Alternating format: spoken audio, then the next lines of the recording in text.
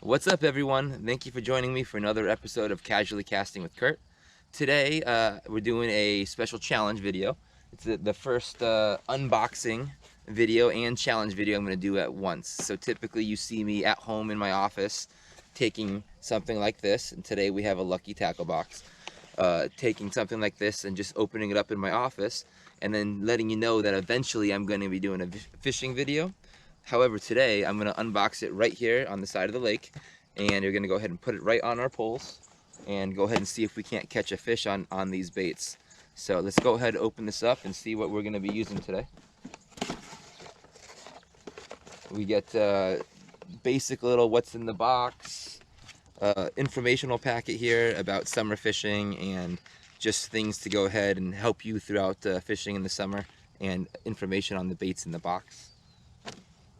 Alright, they give us some Mustad treble hooks, which is good because I've got to switch them out on some of the lesser quality baits that you buy. It's always good to have a nice new set of sharp hooks to be able to switch them out.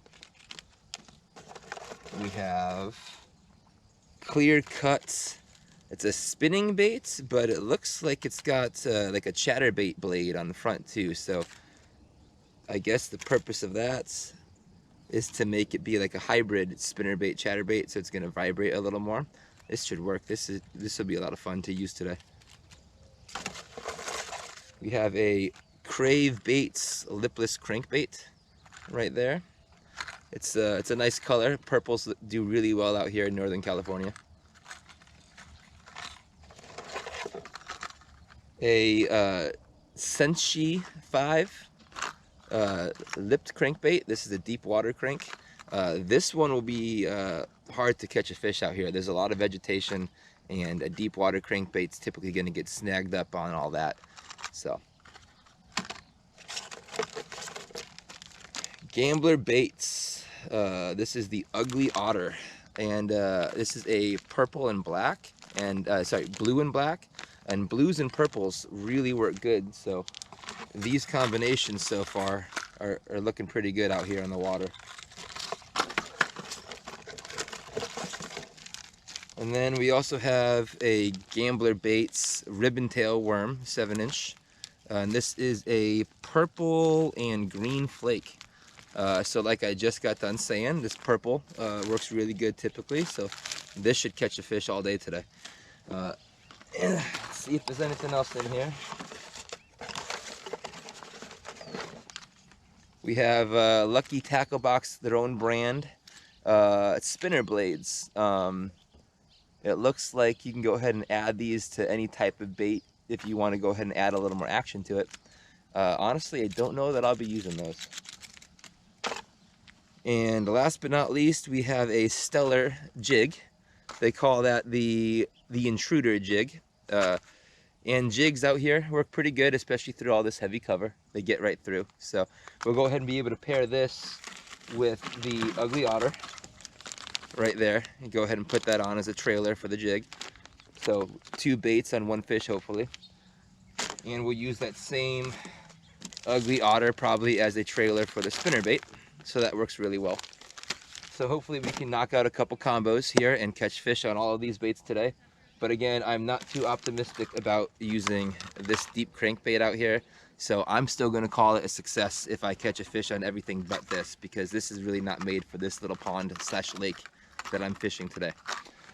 So thank you for being here, and if you can't tell, I've got a little bit of an upgrade today. Typically when I'm talking to you, I'm holding the selfie stick, but we've got another GoPro and a tripod here, so we're trying to improve content and grow on this fishing journey, not just my fishing skills, but also the quality of content we're putting out.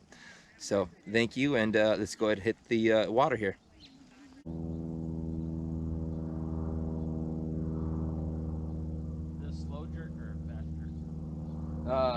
You can do it one of 2 ways, Brett. There's no right or wrong way, but I like to just do a lift, and then, especially with what you're doing right there, and just let it fall. You'll watch the bait as it gets closer to you, and watch as you just lift it. Just watch what the bait does. Right? It's self, and just see how you make it pop differently if you do short pops.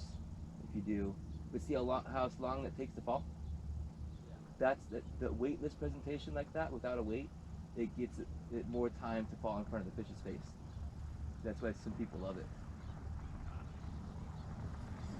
But imagine if you're popping it in 15 feet of water, you have to count probably 3 to 5 seconds for it to fall. Right? This has got a weight on it here, Brett, so it falls a whole lot faster.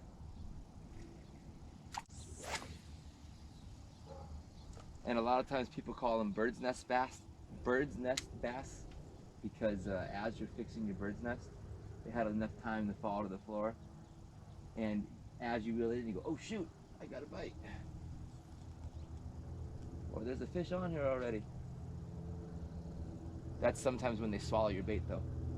And you gotta get long needle nose pliers and try to get out of their gut. I got that. And this is actually a good topic here for everyone, but the new accepted school of thought on when you belly hook a fish is actually to cut it away if you can't get it out right away with ease. So I mean, obviously if you can see it and it's deep in there and you've got the right tools, like a set of long needle nose pliers, you go ahead and try to get the hook out. But instead of tugging on it and trying, you know, for a long time to get that hook out, you're probably going to cause internal damage and bleeding to that fish. And when you release them, even if you eventually do get that hook out, the fish is probably going to die. So they used to tell you to try to get that out. Now they tell you to cut it free, to just go ahead and cut your line if you can't get it out, because those hooks, more than not, end up working their way out of the fish's gut, coming loose, or just doing no worse damage than the initial discomfort. So that's not to say every time you gut hook a fish it's going to have a happy result, but yeah, they found over the years that trying to perform surgery on that fish to get it out, we do more damage than good.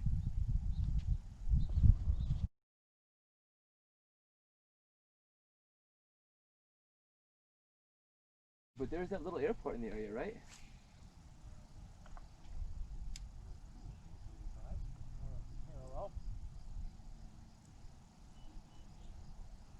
There's always some regional airport around everywhere. Fish on. Big one. Big one. You always say they're big until you see them, right? But this guy is fighting. Oh yeah, that's a good one too. Oh yeah, that's a good one. Come on up, bud. Come on up, bud. Since I got an extra set of hands. Woo!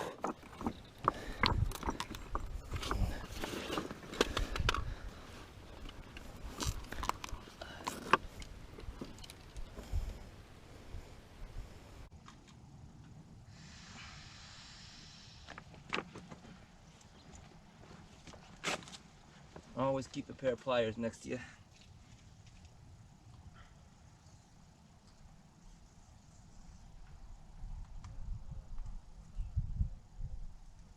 Probably need an inch. Thank you, big boy. All right, let's go ahead and clamp that scale right on. Yeah. Not on the side lip, but on the front lip. There you go.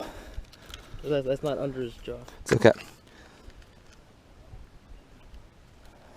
That's not right. Hold on. Reset it. Yeah. 1.34 kilograms. 1.34 kilograms, guys. 2.29 is the math, so that's about just about 3 pounds, or right about 3 pounds, or just over 3 pounds. What that is, guys.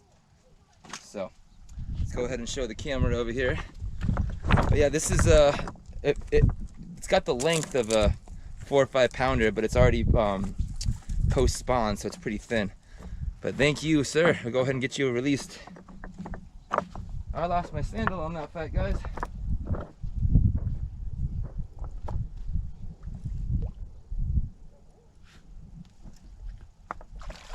And goodbye. Snipe. So that last bass we just caught was off of our Lucky Tackle Box Gambler ribbon tail worms here, the purple and green. So that purple at the end right here is I catch almost everything I catch is off of blue or purple. So I knew this would be a good bait. It's got the green flake in it, and obviously that big bass liked the green flake too. So one bait down, a few more to go.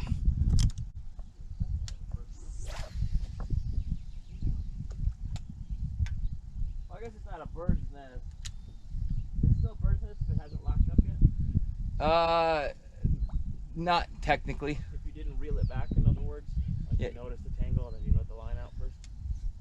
If you don't have to, technically, I guess you call it a snag or a bird's nest, but it's Not a a snag, major yeah. bird's nest when you have to perform surgery and pull out like a quarter of your spool, Well, that's because you reeled it back, though.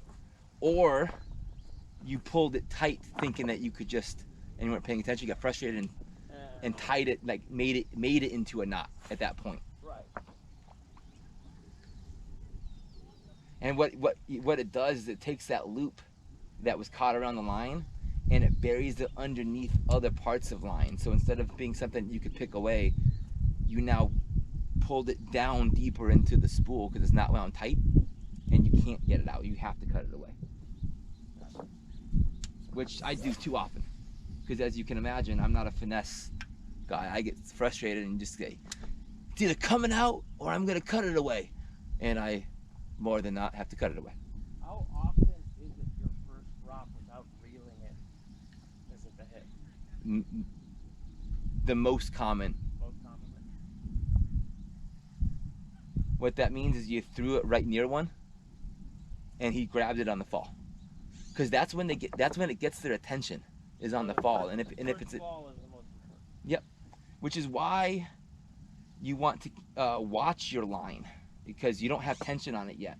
But you can see, and I don't do this enough, but you need to watch your line, because if it starts swimming away from you, you know you've got a fish, right? But you don't have your tension yet because it's still sinking.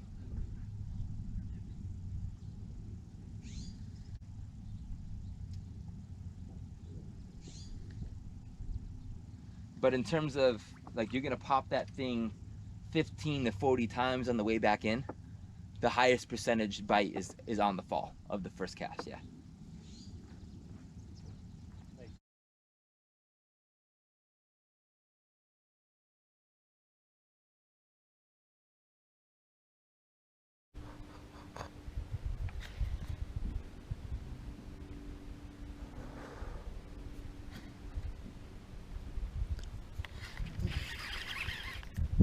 Fish on. Come on, bud. Come on, bud. Not a big one, but a fish. Thank you, my dude. Let's get you out of here.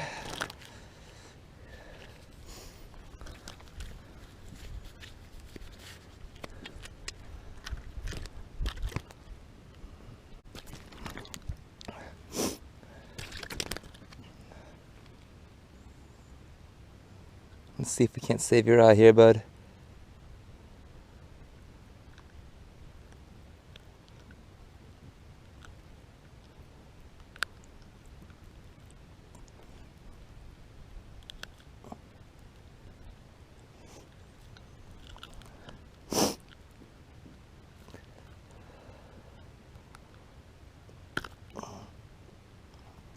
All right.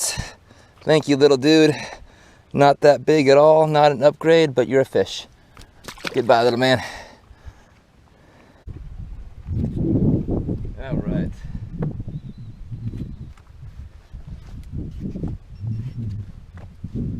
So we're back over at the rock wall, but it's a different area of the rock wall. There's some bigger boulders over here, and honestly some bigger bass like to hide out in those boulders over there. The bigger boulders, bigger bass, bigger problems, unfortunately. It's really easy to get snagged in there. I've lost quite a few hooks going after those bigger bass. But I've never thrown this big otter bug with those big old paddle tails at them, so I'm very curious to see if I can't get one of these bigger bass over here. I mean, there are some 5-pounders in these rocks. High risk, high reward.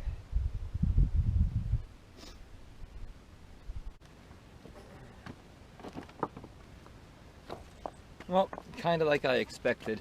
We just had to go take a walk to get that off a rock. So it's a little too rocky and weedy over here. The weedy, grassy, too much foliage in the water there to try to fish this. So we're gonna go back to the soft plastics. They work really well out here in this lake. See if we can't catch a couple more. That being said, the Lucky Tackle Box though, I think was a huge win. I mean, I caught fish on 2 of the baits right away.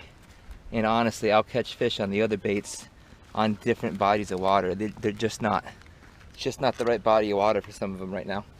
So let's go change spots. The fish are jumping over at the boat ramp where we started out this morning, over this way. So we'll go ahead and get over there and get on a couple more bass before we're done here. It's already getting hot. It's about 11 o'clock. So let's go ahead and try to get them. Look at that, guys. You want to know where the bass are? Jeez. Hopefully we get an attack right here.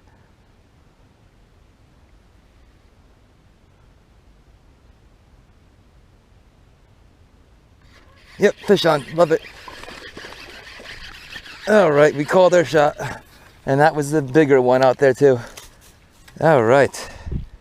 Perfect. When sight fishing goes right. Because you know, we know it doesn't always. I can't tell you how many times I would have seen those fish, put it out in front of them, and then swim away. Not this time. All right, my dude.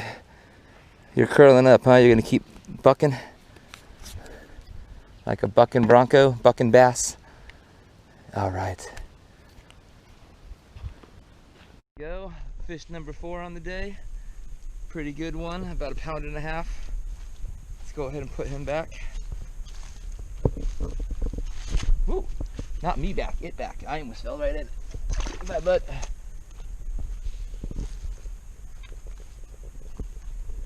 All right, let's put that right back out there and see if we can't go 2 for 2.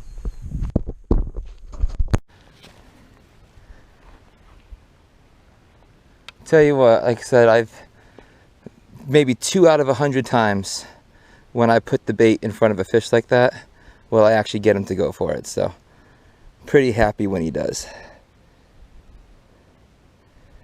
Wow, how did he pulled the screw through the worm?